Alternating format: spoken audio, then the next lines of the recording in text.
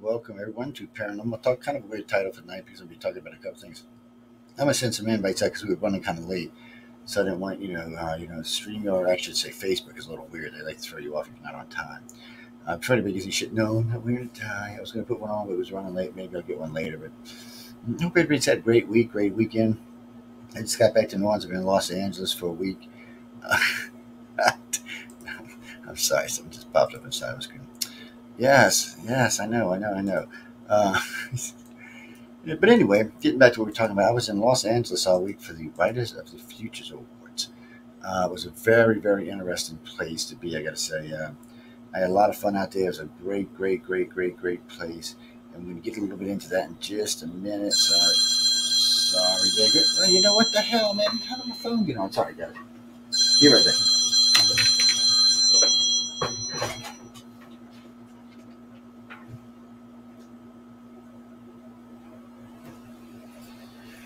Okay, that was slightly unprofessional, I got to say. I apologize for that. I thought I had it turned off, but it didn't sound like it was going to quit ringing anytime soon, so I said I better go get it just to be on the safe side. Michael, I'm Michael. I was thinking about Michael Angley. Christopher, no, I'm going to send out some invites in a few minutes. I don't know who's around. I hadn't really talked to any hosts this week. All the hosts have been on their own all week taking care of their shows. I was starting to post them earlier, but I wanted to get this show in tonight. Mm, You can come. I mean, UFO Paranormal, so you can post on UFO Paranormal Radio site if you want to be there and post, or you can come in. And this show's been off for a couple of weeks. I want to get it back on and going too. So I hate when I leave shows off for a couple of weeks. It gets a little strange. So I hate that. Um, no, see, Messenger. Hold on, let me move this over. So Messenger here, YouTube here. But really, YouTube's easiest because I can just respond right down here, chat room. Hit the jab in the chat room, but see, and then I'll limit the response area but one time so everybody knows what you're saying. Man, it's better that way. Oh, yes. All right, hold on.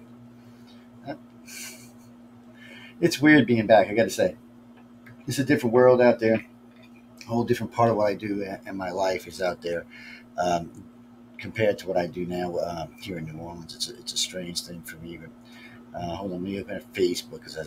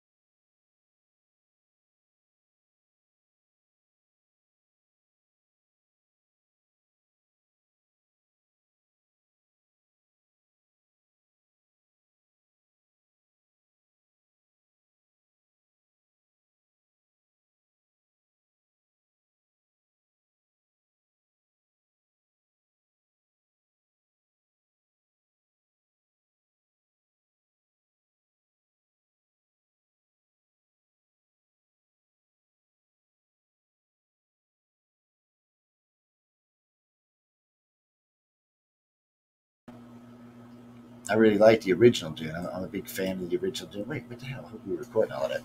But I'm a big fan of the original Dune. I've been a big fan of it. So, everybody there. I mean, everybody at this place was fabulous. I mean, everybody did a great job. Everybody was really wonderful. I had a great time talking to people. It seemed to be very laid back, even though it was very professional, but very laid back at the same time. Sorry, guys, still suffering from plane jet lag. Yeah, at least I got to say that too. So the plane they put me on was straight through. It was a straight in 3 hour, 20-minute flight to there the first time. Left early, got in early, which was nice. Um, left left Cali on time and got home on time, which was nice. Both flights were comfortable. The first flight wasn't too packed. The home flight was kind of packed, kind of irritating because all over the airport you got to wear your mask, and everywhere you got to be 6 feet apart, except on the airplane. What? Oh, because there's money involved now. You don't have to be 6 feet. Yeah, that kind of pissed me off a little bit. I mean, if you had to be 6 feet in line, let's be honest, you should be 6 feet on the airplane. So that'd be what, every third seat or something? Yeah, that's why I didn't want to do it. On a flight in, it was every other person, but on a flight back, it wasn't. Well, that's all the people trying to escape Cali, man. See, nobody was hardly going here, but everybody was leaving. Let's get out of here. Let's get out of here. Um, you know what? Hold on. Yeah, I seen that. Hold on. Let me just open my messenger. No, it closed when I did this. Hold on. I seen whoever texted me on top. I can see it. Hold on. Do do do do do do. Yes, think sure I don't do this on live radio all the time. I get fired for sure. Oh wait, I'm gonna have to fire myself. All right, messenger's open. I still would rather y'all come over to the UFO Paranormal site. But anyway, so they flew me out there. It's real comfortable. Had a nice flight. Had a great room. Had a nice suite. Nice suite on the eighth floor to Roosevelt. Very big suite. The freaking bathroom was as big as my house. No, I'm just teasing you, but it was a big ass bathroom. They had closets in the front and a big walk-in closet in the back. I gotta say, I felt very spoiled, very pampered. But man, trying to find booze in that town after midnight is like a quest. Yes, I found some judges, and we wanted to go drinking. We wrapped up. They had a busy day. I had a busy day, and we were sitting out by the pool talking. And I got a drink, and they got a drink, and we were talking. We went back to the bar, and they're closed. We're like, what? Oh yeah, sir. No, we don't close. No booze after 12. I'm like, what do you mean no booze after 12? And on the weekend it was after 2. It was hard to find. We got lucky.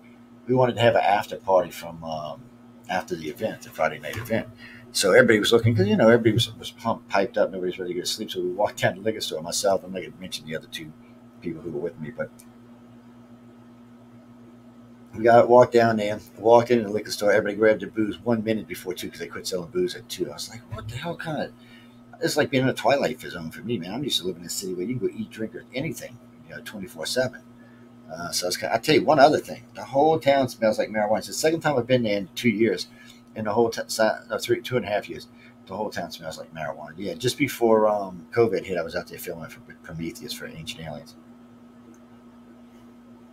Yes, it was weird. The whole thing was weird. No, the judges were great. I didn't get to meet all the judges. A couple didn't come, and a couple were just really, really busy. I couldn't get around them, but most of them were very open to talking. I made friends with quite a few. I met all of the. I talked to 85% of all the winners, but I'm scheduling more interviews. So these first interviews I did were short and sweet, 10, 15 minutes, and I may play some as we're going along. But it was interesting to hear the different responses, and some had formal education, some didn't. And I was asking what they thought, how much of a difference it would make to have a formal education versus a not a formal education for this kind of stuff.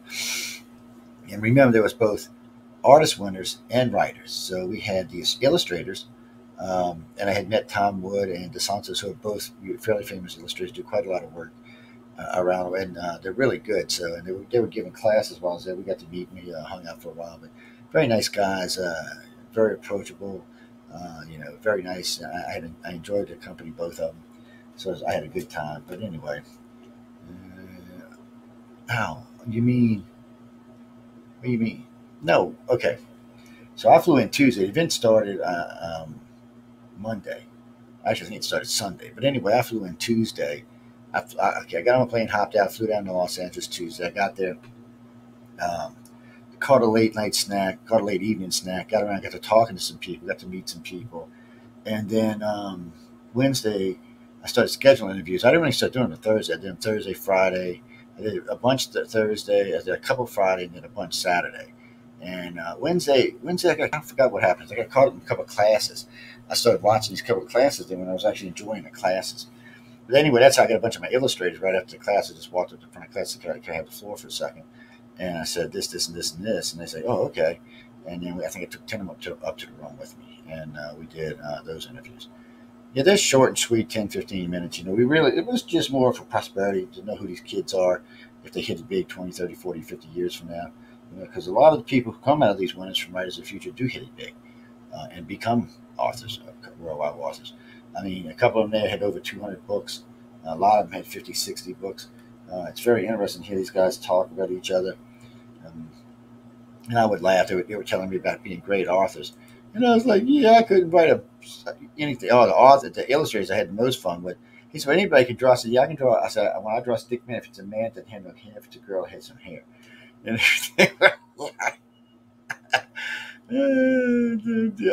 was just, they were like, really? I said, hey, man, some people got talent and some people don't. I'm one of them ones that unfortunately don't have that kind of talent. It's, I can't help it. No, like my wife's kids, they can all draw. I'm telling you, I can't draw anything. My son can write, but I can't. It's just not anybody who has to read my text when I'm texting the hell out of them. I'm like, Joe, what did you just say? Speak them English, not Joey's. Yeah, so it's not my forte. But I enjoy a lot of these authors. I like a lot of the stories they write. Carly, sorry, I always tell them to send me audiobooks because I don't really have time to read anymore. No, like right now, just this is my life for the next 15 or 20 weeks. So I got all these interviews that I took that had to be cleaned up and posted to the web and then to YouTube because they're video, they're actually they're MP4s. So I got to do all that. So I go to work. We're putting the eightplex together right now, and we got a bunch of other work besides that on the side. So we got all of that going on. So when I get home, 5, 6 o'clock, first thing I do is I got to start the shows and get them going. And then for any shows I'm doing, I got to get cleaned up and look like a human being so I can go on the air and do those shows. Yeah, it's going to be busy for me. And we're going to start giving regular updates on how we think this FM project is going to go. We really are. We're trying to get, what is it? Hold on. Florida, Georgia, Alabama, Mississippi, Louisiana, Texas, Oklahoma, Arkansas, both the Virginias, Baltimore, D.C., and whatever else is over there. North Carolina, South Carolina. So all of that should be incorporated. That's what we're trying to do. So big aspirations. We'll see how it goes. If we can do it, it'll give because we're trying to we have a huge overseas audience. We got a pretty good American audience, but we're trying to get it isolated in certain states because, people who live in those states or in those states who are trying to get something out or want to get something out locally, they'll be able to do. Mm-hmm.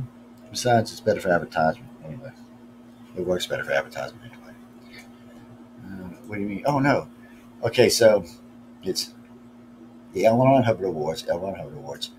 He sponsors. He set up a grant. So this is book 37 that's coming out. So he set up a grant so that these writers can do this and these artists can do this. So what they do is every quarter they take some. So I think it's 3 a quarter. 3 winners a quarter because it's 12 total year. But there's also honor mention, silver honor mention, stuff like that.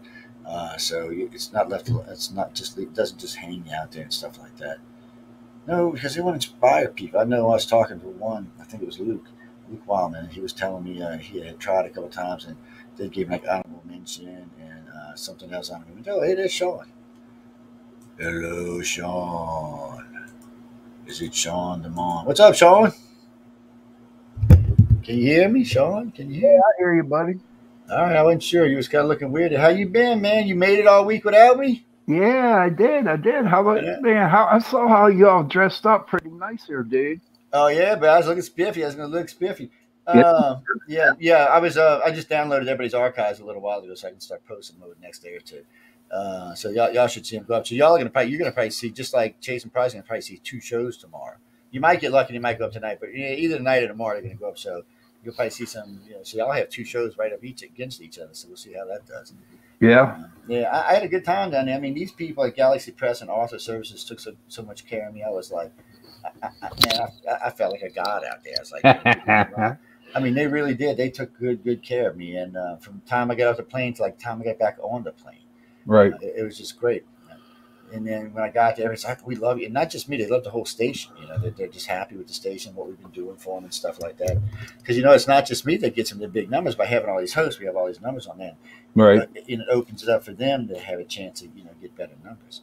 And they did well. I got to say, it was a great event. What was dinner?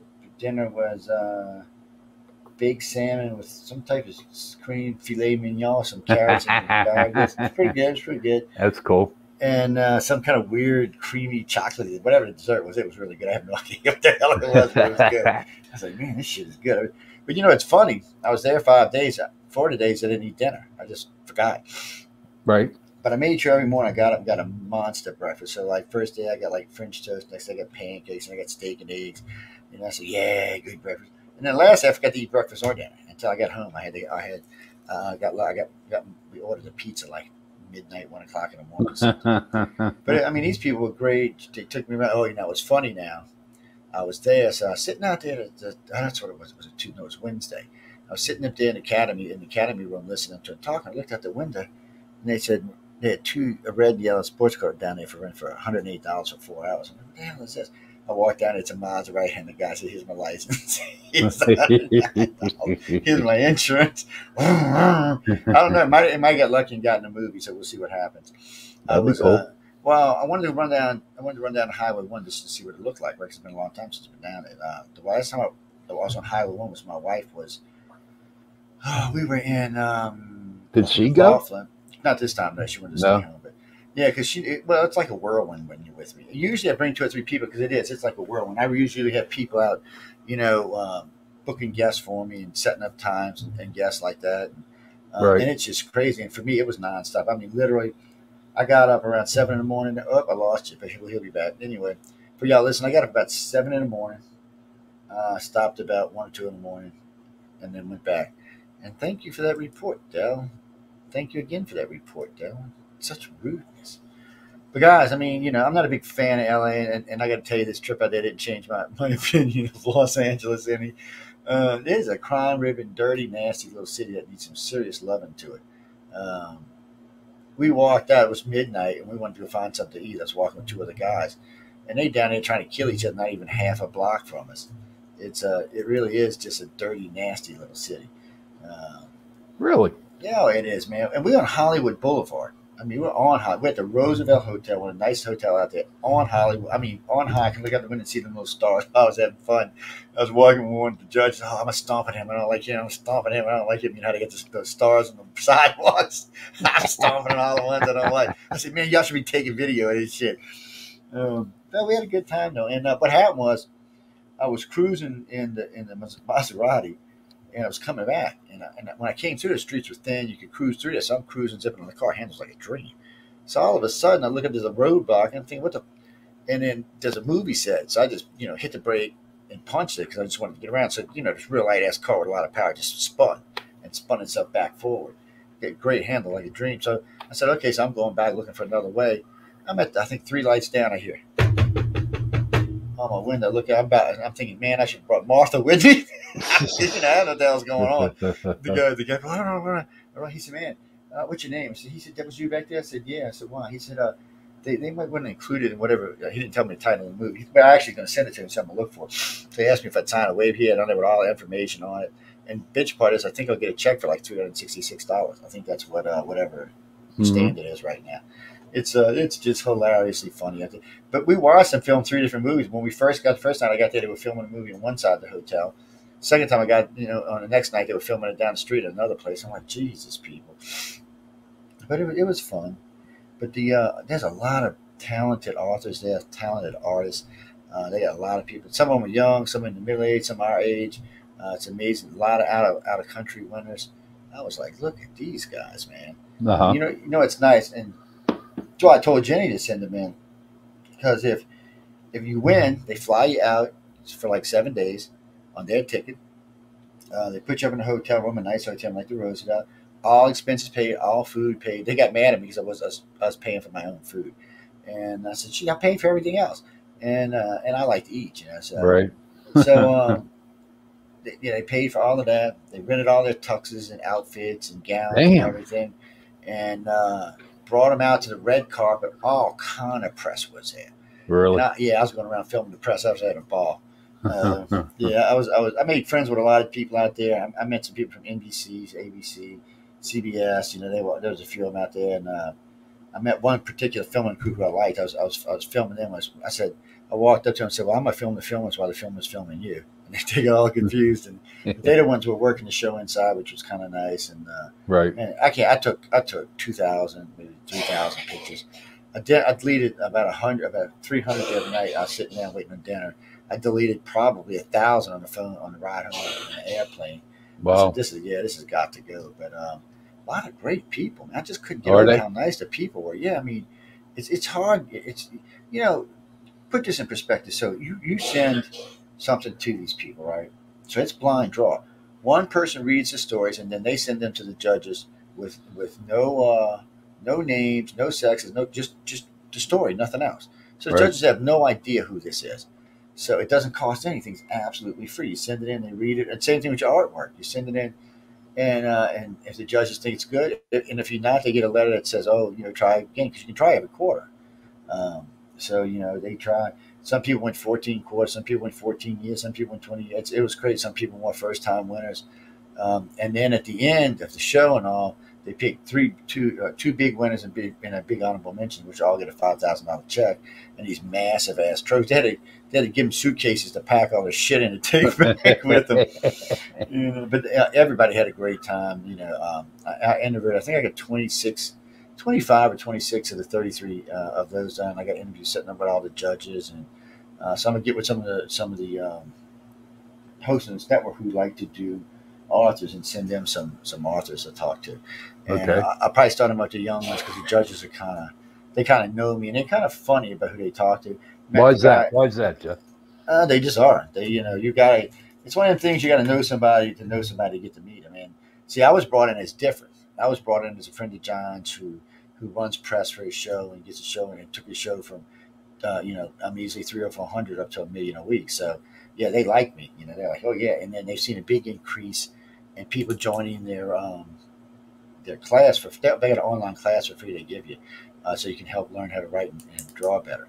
It's fabulous. Got some of the best teachers in the world. I got some very serious judges. I mean, these people got like Dune. The guy who just rewrote Dune was there. The guy who wrote Ender Game was there. The guy who took over for Johnny Depp and Jump Street 21 was there. Wow. And it was just some serious people, and these people take their own time to come see you. I mean, they pay them to bring them down there and all, feed them and everything, but they're coming down to teach these kids, all these winners, how to be excellent writers. Right. So this gives them such a big jump on their careers. It amazes me. I was stunned by it, that they would actually do all this, the way and it's just free. It still floors me that it's blind judged and it's free. Because I gave John Goodwin a shit hard time for like a year. I said, "John, it's not free." I said, "How much I got to pay the judge to get to read my story?" "Oh, it's not like that." "Oh yeah, and how much? What's the hidden entry fee?" "It's no hidden entry fee." "Oh, when I win, what I got to give you all the cover?" I gave him all kind of crap. Now I've been there. I mean, he convinced me a long time ago that it was true, but I've been there now, so I know all the courses are free. Mm-hmm. The whole they work the shit out of these guys. They get about 4 hours of sleep. These work groups are intense, and for the artists, they're intense. For the writers, they're intense. They're big, big, big names like Dean. He's got 240 novels to his credit. Wow. Todd's got 64 novels. These guys know how to write, and they're making money, and they're telling them how to do it. And then there's a couple of times we talked about money, and then they had me in there talking about how to deal with social media and press. They were cracking up when I was talking to them. I was like, "Look, don't get in an argument with a host." I said, "If you get in an argument with somebody like him, I'm going to eat you for lunch. You better watch what you're doing." Yep.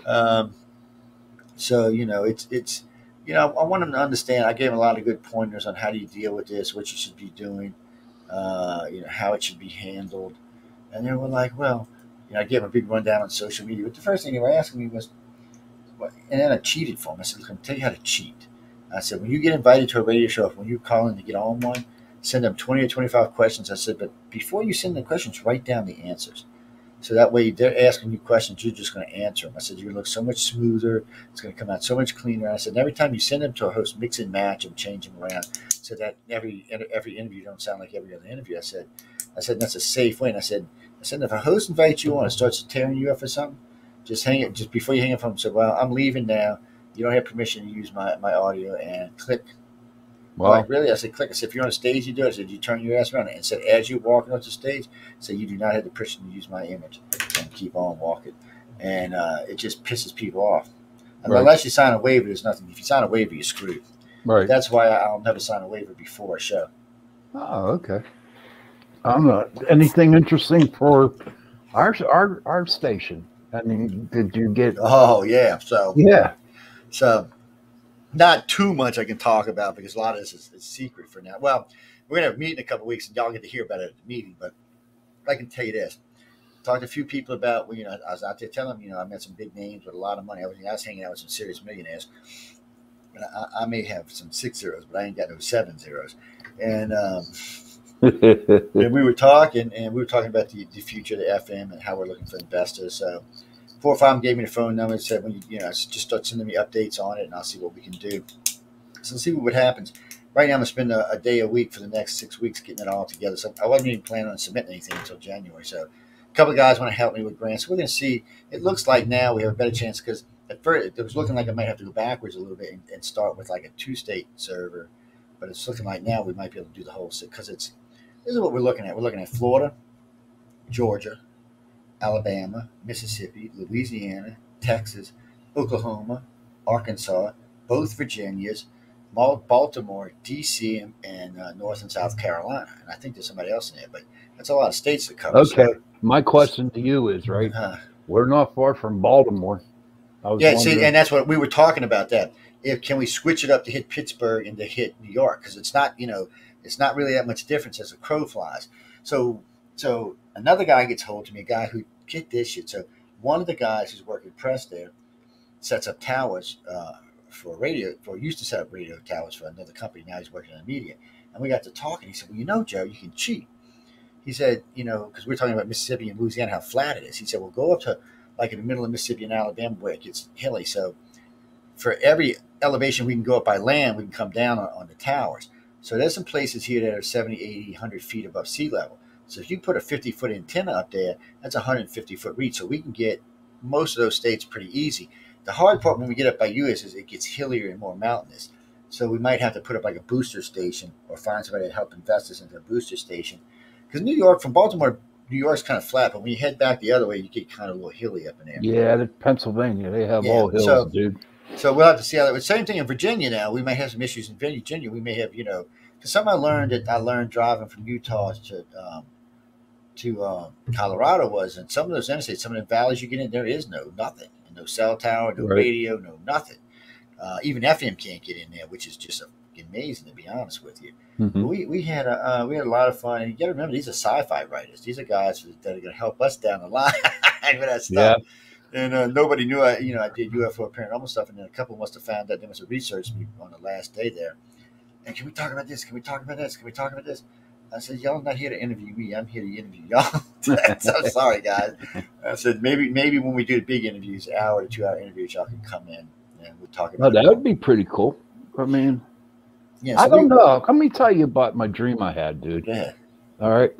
My dream, honest to Pete, I had a dream that some dude just gave you like $10 million so you can expand UPRN to all the 50 states.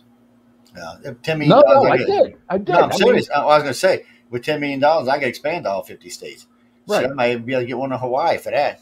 I don't know why I'm going to get to Hawaii. I mean, it was really weird because, honest to God, I'm thinking, holy shit, are we going to be all over the United States? Because the dream was like so damn real. And I'll tell you, some of the guys I was talking to had serious money.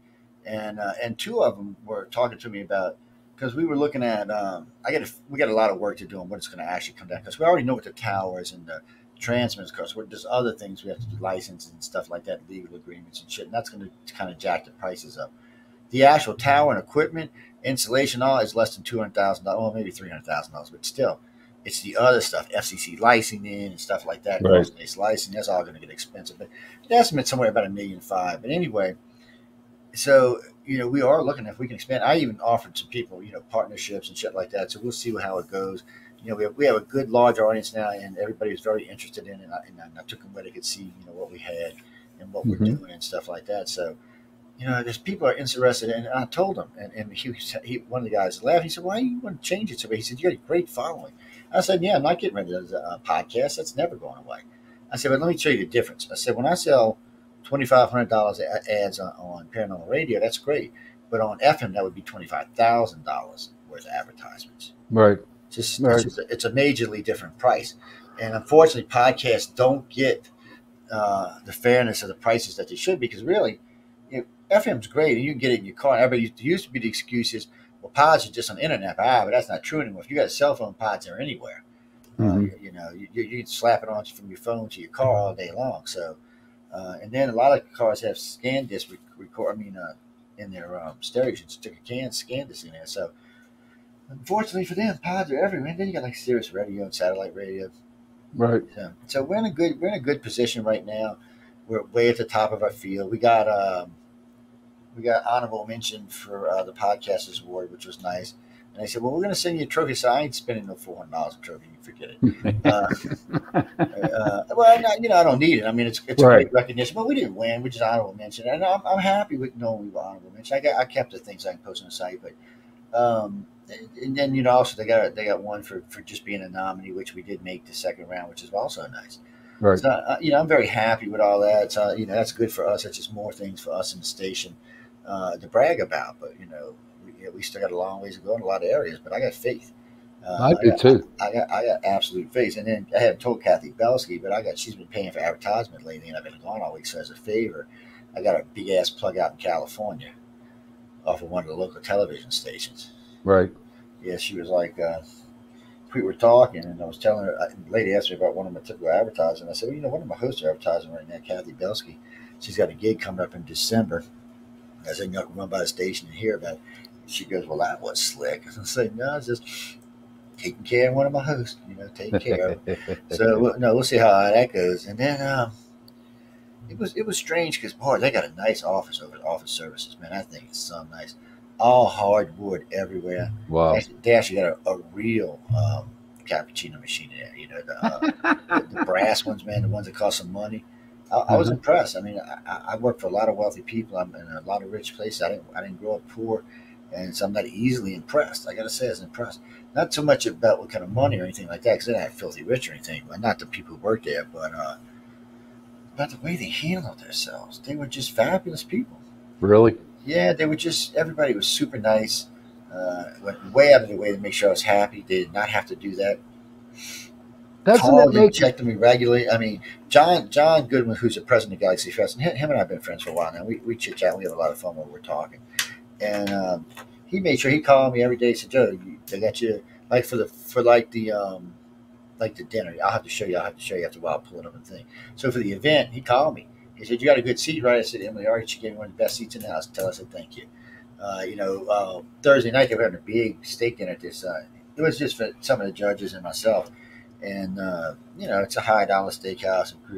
Probably $200 steak, which I've eaten many of them there. Great steaks, but that's crazy into something. He calls me and said, 6 o'clock, don't forget, come on, wait yet. We're waiting on order. I said, I can't come down. I got actually 10 people in one being interviewed right now. He's like, you're shitting. I'm like, no. I said, I hate to miss a good dinner. And the bad part was, by the time we got through the interviews, it was midnight, 1 o'clock. There was no food. Wow. But earlier that day, I did remember I had bought a chicken salad sandwich, and I ate half and I threw the other half in the refrigerator. So I said, I'll just eat that and we'll survive. But I mean, wow. they made sure everything was right if I needed anything. And then the last day, they took me on a grand tour of the service place, the Office of Services. The place is beautiful, great place. I wanted to hang out more and just hang out and chat. I had some more questions for them, but I was giving a lecture on the media, and so I had to get back. But still, it was great. And all the, I don't want to call them all the youngins because some of them weren't that young, but all of the winners really were happy, had their stuff together, and they're slick. So I couldn't figure out why there was so much camaraderie amongst the winners, right? I was like, well, usually it's competition. Everybody's going, right. I'm going to win, you're going to win. But no, there's a lot of camaraderie amongst them. And it has a lot to do with the way they treated the services, but they make them bunk together, 2 in each room. Oh. And so they start, they start to become friends and work it out, and, you know, and then of course after party that we threw in my room, it was we learned quite a lot about them, because they had a few Wow. drinks and they opened up and they talked. There was about 15 people in that room that night, Hmm. and and it was great because everybody who attended had their vaccination shots, so there wasn't all that much of worry. But they flew their families out there, Wow. and I was like, wow, that's nice, man. Now, were there any podcasts? You know how me, Jenny, Trish, and Jason, right? Say like we won. Would they send all four of us out or just Jenny? If the whole group, well, if a podcast group, well, no, they send everybody, whoever's involved in it. Really? Oh, Yeah, wow. that's how it works. Yeah, I mean, so it just depends. I noticed that PCP, the way they do it, they just do it online. So all they got to do is send you your trophy. So you watch it online to see who wins, and then they send you trophies out, Hmm. and that's how they do it. And there are some other groups, but that's because of COVID. Nobody's wanting to get in groups and stuff like that. Right. But I don't know, man. the alarm's Whoa, going there off. she What? is. There she is. My roosters. I got a rooster. Y'all hear my rooster in there? I got a rooster Oh, now. my God. It's a rooster, peep. It's not a dog. It's a rooster. It's I a know it sounds rooster. like a dog. It's a rooster. Rooster. Or actually, it's a hen because it's female. So It's it's a a noisy one. Tasmanian devil is what Oh, she she is is, a dude. terror, man. I got home yesterday. It was like she's, I call her fast as F sometimes because she's through the house, up and down me and my son and his girlfriend was with him. She'd running over there, knocking them down. I mean, the dog weighs all like 21 ounces or something. Really? And she's like flying through the house. And baby girl, who's about 8 or 9, 10 pounds, she's flying through. And then she stopped. She's like, well, Daddy's going to love me. This is where I'm going to stay. And she was happy. But they were happy to see me. Hmm. One said the older one was giving her shit when I left, whining at the door and stuff. Like, where the hell's Daddy at? I can't sleep without Daddy, because she sleeps right up on top of me, the little witch. Right. I woke up this morning. One underneath the side, one in between my legs. I'm like, get the hell out of here. No wonder I can't turn over in the middle of the night. You're new, but I'm glad. I had a good time, but I was glad to be home. Are you? Yeah. Yeah. Kelly's nice and all, and it's fine to visit. But I don't know about that. And don't get me wrong, Highway 1 is gorgeous. If I had the time and money, I would just start at the bottom down in San Diego, drive Highway 1 all the way to the top. I got offered to come to a speaking engagement in Eureka, California. And it was weird because I was just talking about Eureka a couple of days earlier to somebody else about something else. And I'll go. I got a call from this club out there. They said we're bringing on 50 guests, and so we already got an audience of about 1,000 people. She said that's why we can pay to have you out. He said we'll fly you out business class because I tell people now when people ask me to speak, I tell them business class. I don't want to fly coach or Right. economy. I don't mind because I just don't like three people because I can't get comfortable. Right. Right. Like flying home yesterday. Flying out, it was just. But anyway, I'm scared I'm gonna fall asleep, knock somebody out, or start a fight on the airplane by accident or some shit. Right. I don't do that. So, and usually when Linda and I fly, we don't even. So we'll fly business, but we'll fly in the plane. We've learned from flying enough that we fly at planes that only have two sides. Okay. So there's only two seats on each side, so you're more comfortable, and they're usually built a little better. Now, Spirit is this the first time I flew Spirit Airlines. I had a good experience. I've heard some other people had bad ones, but it was a good plane, ran nice, with no problems. Everything sounded good. Everybody, the pilots were good. Here's Joe. This is typical Joe. So I'm walking down ramps, going home, getting a plane. Blah, da, da, da, so I see the pilot there texting. I said, "Dude, no texting and driving." Ah. No, he looked at us. I mean it. No texting. She starts busting out. So when we're leaving, him and the other pilot, the co-pilot comes out. I said, "Was there any texting and driving it? Don't make me have to report you to." They lost it. Lost it. They're like, "Oh shit!" I said, "But man, they had a great land. One of the best landings I had in an airplane." Were the stewardess cool? Yeah, stewardess. As a matter of fact, I asked one of them her name so I could remember when I do my Google review to put her name in because they were fabulous. And then she comes by. I hope there's probably nobody listening from there. So I get a Coke because I've been dying of thirst. I hate water. I've been drinking a lot of it actually. And so she goes, "Damn." I said, "I want some extra." She went, "Oh, some giant?" No, I said, "I want no liquor. I want some cook. I want some." So I said, "Wait, I want some of the peanuts she's got." So she looks around, hands me a bag of peanuts. "That's on me, baby." Don't get me wrong. Coke's like $4 in this thing, so it's not like Right. we're getting anything cheap, but it was hilariously funny. Hmm. Everybody in the plane was really nice. It was coming and going. Everybody was nice. But if I do fly Spirit again, I will make sure there's Spirit doesn't really have a business in first class. All they've got is 4 seats in the front that are 2 seats each, and that's Okay. it. So I'll remember that for future flight. If I'm going to fly Spirit, I'll remember that because I want to be comfortable. I don't have to worry about knocking somebody out. And it was just me and Linda. We could switch if I want to look out the window and stuff. I like sitting at the aisle, but because I could stretch my feet out, Right. Or if I can, I'll get an exit seat. Exit seats are great because they're double the width, man. Because you get people, we'll get all comfortable. Yeah, you can tell I've flown a few times over the years, but Do they assign these seats? I hear they don't assign seats no more. They just, it's first come, first served. Is that right? it depends. Depends what class you're flying. Hmm. See, so what they do is there's first class, business class, coach, and economy. So a lot of times in economy, it's not. See, my seats were assigned. I had 14C coming and going. Same Hmm. seat on both ways. On a 767 is what we were flying on. And not the safest plane around. I hate stupid me. I hate when I do this to myself. Anytime I fly a plane, I'll look its flight record up. So they didn't have any crashes like falling out of the sky, but they had like 5 on the runway. I was like, whoa, what's going on? But they weren't all with Spirit. I was like, wait a minute now. I'm not going to get on this big ugly ass plane. 5 crashes, man. But most of them were like they were running into each other on the runway. I'm like, come on, why don't I hear about these on the news more often? Right. It's just stupid shit. You're like, come on, what kind of crack is it? Brent, no, we're going to talk about scary stories in a few minutes. We're just rounding up on this trip to. Oh, what do you mean? No, the Roosevelt. That's where I stayed. Roosevelt on Hollywood Boulevard. Yep. Oh yeah, I'll show you. I shot some pictures of Hollywood and I shot some other pictures. I think I might took a picture of the Maserati. I'm not sure if I did or didn't. It's a little tiny ass thing, man. 2-seater. That bitch got. It's got as much engine as my car does size, man. That thing is just a beast. Really? Yeah, and then wait, you got to bring it back whatever the gas was. So where I left at Hollywood, gas was 477. When I hit it's not Santa Monica, but when I hit Highway 1, I was cruising out with 727. Oh, really? Yeah, Holy crap. I was like, whoop! I ain't never come back out here. I got 500 because this was gonna. I was gonna rent a car for the whole week because I like to go exploring. But then I got to thinking, and then they called me, so we're not going to pay for the $50. I said, I should pay for that. I'll pay for that. Don't worry about it. Because at the hotel, you got to pay $50 to keep your car there. And then first day out, I don't know what happened. My cord from a big laptop must have fell out somewhere. Maybe when I was taking something out on the airplane, but or maybe I forgot. I haven't looked at my in the house, so I had to go buy a new laptop. I didn't need a big nasty one. We needed $300-400. I said, well, I'm not spend $400 a damn laptop. And just to put it in perspective, a White Russian is $19 Hmm. just Wow. for one drink.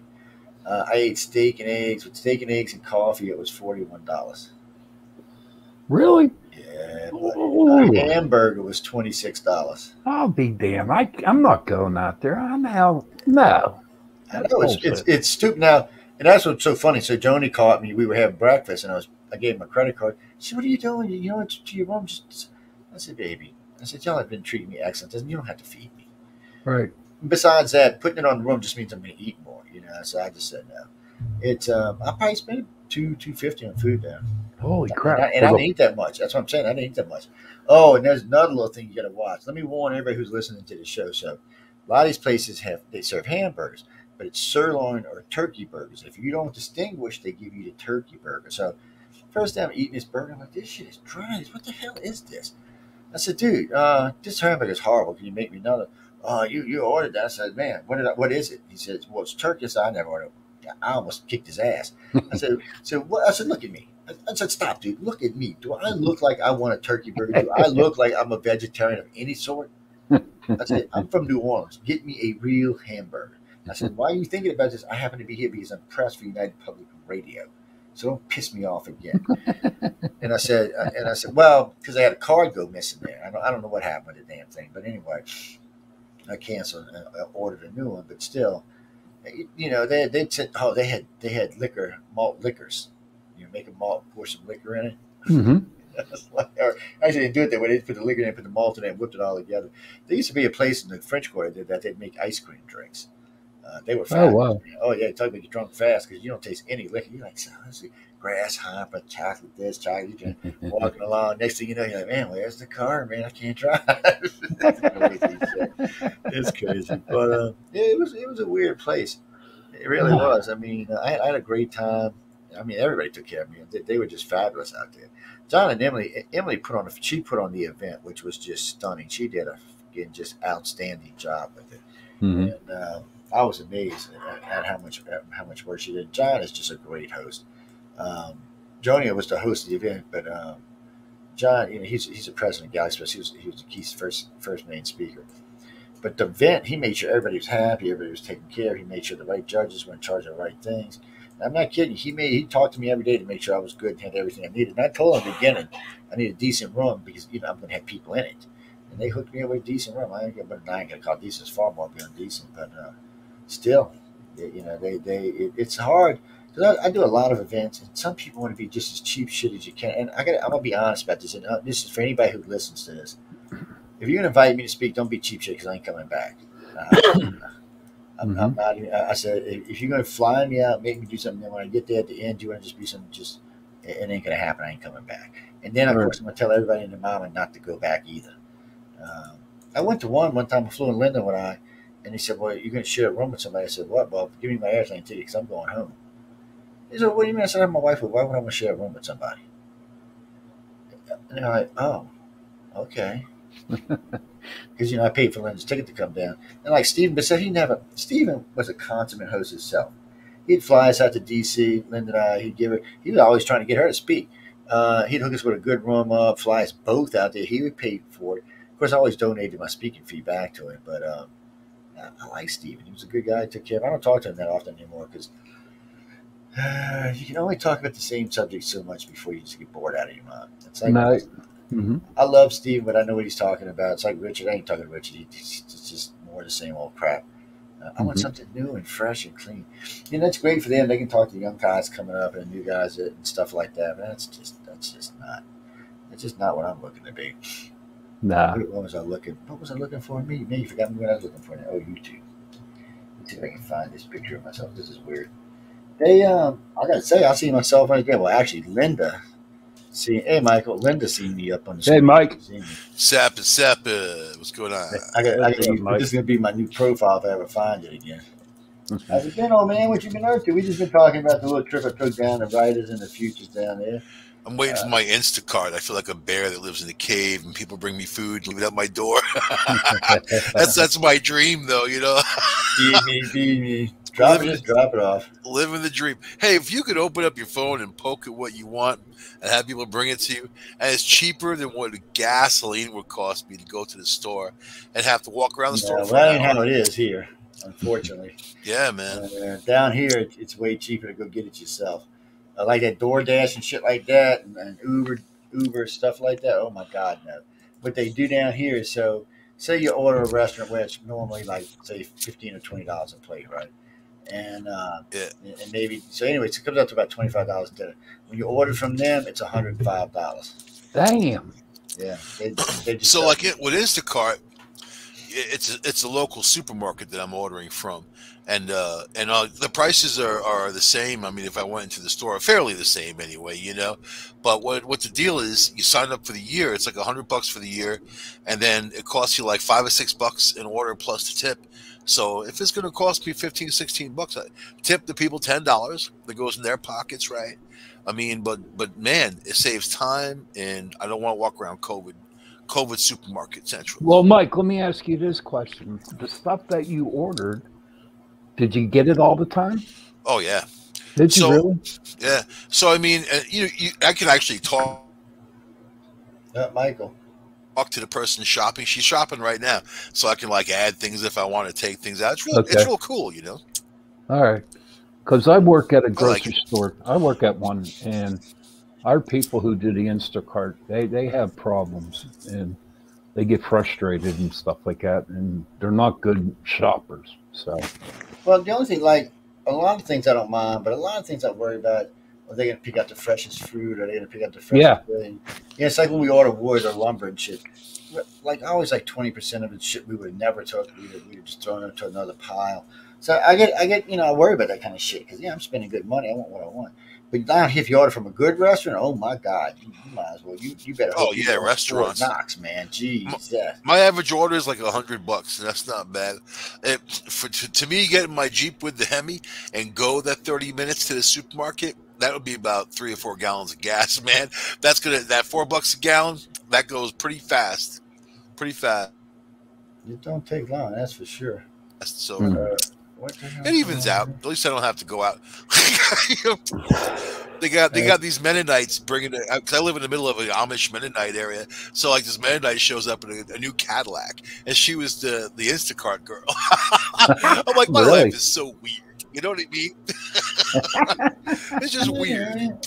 You know, sometimes you just look in the mirror and say, your life is weird. The bad part is, oh man, I tell you what, if the news is Callie's is telling the truth, we in deep shit. I mean, we in deep shit. Which part? What's up? What's been going on is, we got all these ships parked off all these coasts all over the place. Oh yeah. So Callie's forecast before it even starts to get better, midsummer 2023, not 2022, but 2023 plus. They're saying that they're guaranteeing you that at least 70% of all product will be off the shelves throughout the end of the year, at least until the early part of summer. Better buy your toilet paper. So that ain't even toilet paper they're working about. They're talking about food. Right. Yeah, they're talking about that food, Charmin. like Don't squeeze the Charmin. It's even Callie's panicking over it now. When Callie starts panicking, it's never a good thing. Most of the food in the U.S. comes from the U.S. though. I'm not worried about that. But it's going to be the BS. It's going to be the parts for things. Car parts, things like that. On the food, that's not true, Mike. What comes from the U.S. in food is some beef. Some beef still comes from Mexico and Canada. You can see it. Yeah. So about half of it depends on who you are and where you live, I guess. Like with me locally, most of these stores deal with local people that they have local cattle, they have local chickens. Yeah, if they're independent stores, they might. If they're brand name stores, they're not. Well, I'll tell you what it comes down to. I'm a meat cutter. I'm a meat cutter at a grocery store. Okay. And there was many times, we get our beef mainly from Nebraska, out that way. But there was a shortage of cows, and we ended up getting it from Mexico, and we ended up getting it from Canada. And what's really crazy about that, the texture of the different beef is, you can tell the difference between Mexico and the United States. But it's even worse than that. Have you ever eaten beef from the heartland? It's got a sage taste, so it's nasty. As long as it's not from China. Yeah, but it's not coming from China. But to see, this is what the problem is, and this is the other problem. So I'm talking to a guy the other day about this. So they got beef, but they can't get the truckers to bring the beef out. So then it sits and spoils. Mm-hmm. That's another problem. And they were talking about this hardcore. They don't know why we had such a big trucker shortage. And they said, I don't understand why we didn't have a trucker shortage, but all of a sudden now we do. We're here? So you want to know what happened? Yeah, this is what happened. There's a big, huge truck shortage here. Big, huge. So nobody said, well, the other day the question came, well, why didn't it happen to Trump, but it's happening to Obama? You want me to tell you why? Because Obama shut down 3 pipelines. So guess what? All that oil has to be tanked in by truck. Even when it goes in on a train, it's still going to be truck. So let's be truck drivers, all 3 of us, man. Yeah. You know what? It's but I'm going to get myself a chimpanzee and call him BJ, man, and that's going to be BJ and the bear, or he'll be the bear. Well, over like that.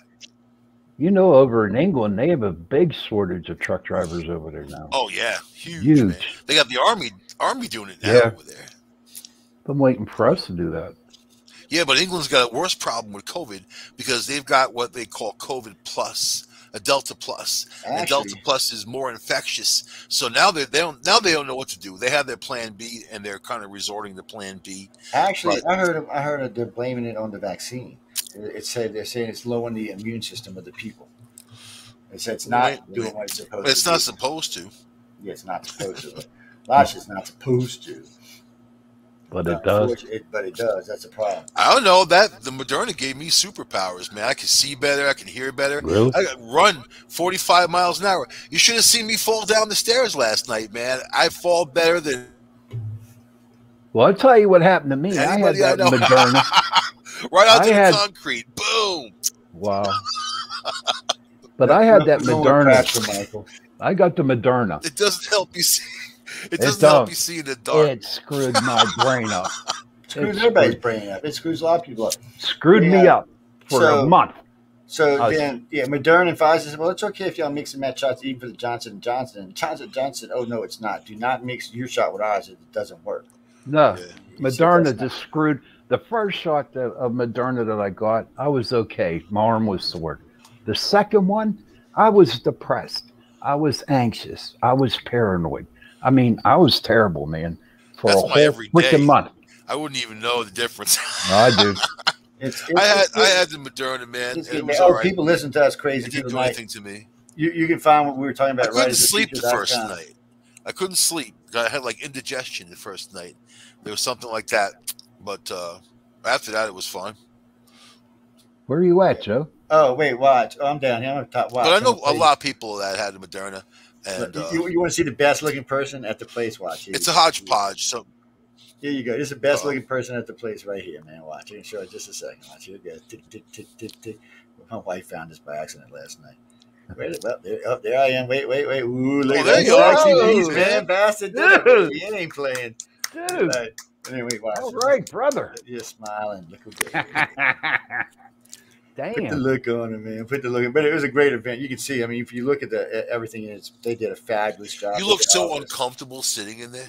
No, it's comfortable as all hell, man. It's laid I mean, back. like in that environment, are you comfortable in that environment? I'm not. I grew up No, in that, no man. empath is going to go sit in there and be comfortable. Oh no, man! I grew up in that. That's no. Yeah, they will if you. I would need a plasma bubble around See, me. if you're an empath and you don't know how to shut it off, you're in deep shit all your life. I don't know about shutting it off. I not only did I learn how to shut off the empath, I learned how to shut off the thing about seeing people dying and my telepathy. What if one of those chandeliers fell on your head, man? Ain't nothing gonna happen. Oh, I tell you what did happen. Michael, he's Superman. You gotta think of like, here's a secret y'all can't tell you. You see this TV over here to the right? Oh, you can't see my mouse. But anyway, the TV to the right, all of a sudden you hear this thug, and then you see this giant. This TV's giant, man. I mean, this fuck is like 400 inches. At least it starts waving on the screen like this. The poor girl in the back felt like to knock the whole thing down. I thought the hostess was going to have a heart attack, but it was a great event. I mean, they really took good care of us. You see, the tables are great. Everything's great. The food was great. Dessert was great. The award ceremony was just fabulous. They had a good time there. They showed me quite a few times. That's the best shot though, right there. Though. They just decided that, and that's what this is Luke Wildman. This guy right here, he gave a great interview. So with two of them, this one and I think Leah Ling is her name. I brought it to MCDC world. You know, Thor's going to be a woman. Superman's going to be gay, and what's his name from Galaxy Quest is going to be pansexual. What do you mean he's going to be gay? So we were talking about, actually, it's not Superman, it's Superman's son. I actually was corrected about that. You don't think he was gay before? He was just in the Superman closet? No, look what he's wearing. I don't know about the one back in the 50s. No real dude would ever wear that. But no guy wears tights, man.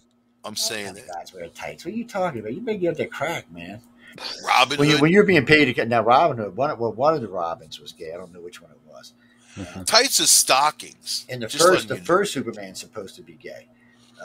So the very first one from Isn't Dumbledore gay?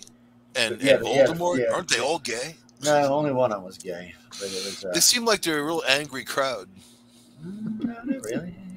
You know what's funny about this? You watch this whole awards ceremony. There's one girl she's going to talk about her wife. It's a well suited suit, and a bunch of them from outside the country. It's just a good mix. I mean, but anyway, get back to what we're talking about. The reason I brought it up was I wanted to hear their opinion. I want to know what they thought about it. Do you think it's a good idea to change characters, or should you just develop new characters? And I want to see if they were going to stand up for themselves or just follow what I said. That was the real point. I wanted to see if they stood up for themselves. She said, no, I don't agree with it. I was like, good. He said, no, I don't agree with it. And that's what I was looking for, because I wanted to give them my real opinions anyway. But I just wanted to see if they were going to stand up for themselves. So it was pretty good the way they did it. Everybody's nice. I interviewed these two. They were fun as hell. There was a lot. I interviewed this one. She was fun as hell. There was just a lot of good interviews, and then a lot of crazy people. You look good, man. You do look good, George. Yeah, dude. I was hanging in there. The sunglasses, I don't know about what we've done. So sunglasses can't go, especially now. So let me tell you what happened with this. So somebody asked me about the sunglasses, and they said, "You get that's Joe's signature look now. Leave him alone. He's wearing sunglasses until he dies. He's yelling the prime of his head when he's in the coffin." And I said, "Yeah, you're probably right." It's but it was a good conference. I mean a good. You look happy, man. You look happy to be there. Yeah, there were a lot of good people. Let me get it out of the thing now. There were a lot of good people there. The staff. Oh, let me put it back on for a second. Hold on. Now this guy right here. This girl shopping with my garlic dill pickles. The guy. Let's see, the lady behind me, the guy to the right of her. That's her husband. He's extremely famous. He's a fantastic artist. lady with the blonde with the curl on it, she's the one who took care of all kinds of stuff. She made me feel at home. But yeah, all of these other people sitting around me are judges. I'm the only non-judge there. All the rest of them, we have fancy cufflinks, baby. But Yeah. Were they yours, or did yeah, they they were mine. give No, you? that suit, that tux is mine. I bought mine. That's my own tux. I don't want to get one in rentals, especially with COVID. Ooh, shit, even think about that, man. That's just thing is just one of those things. Let me get out of there now. I got to cut that picture somewhere along the line so I can use it as a profile somewhere. But I had a great time, and everybody who seen me post online outside of when I was posting how I was dressed, people are like, "Man, you just look good. You feel, Man, you had the girls googling over you, boy. yeah, man. That's why sharp dressed man, girls like a man. That's what's funny. One of the one of the authors, she went by. She said, oh yeah. She said, man, I prefer a man in a suit or a tux. I said, well, you just got 3 brownie points. You moved up the end game. I said, but it's funny because John was in a suit. I was in a suit. I wasn't in a suit every day. First 2 days I was just in jeans, like a shirt like this, and a vest. And then the other 3 days I was in suits, two suits and a tux. And but John was in a suit all day, so I thought I'd dress up because he was. And then a couple of people dressed up nice, and most of them were just running around in jeans and t-shirts. And the people who won, they were being nonstop in classes all day, having to do this, having to do that. They do shit like, here's something you got to write or draw in 24 hours. That's all the time you got. But hey, they loved it. I mean, all of them said once you win, you can't win again. Like if you're an author, you can do an illustrator. See, I'm special. See everybody with these glasses. Oh, you can't see. They all got water. I got special drinks. And I'm in one of the best tables in the place. You couldn't have got a better table than where it was. What kind of food was it, man? They had a nice piece of salmon with a little white cream on it. They had a nice piece of filet mignon, some asparagus, some carrots. Beautiful dessert afterwards. I mean, they took care of it. Now I got a little piece of filet they gave me. It was like, I looked at the girl like, what is that? I got one bite.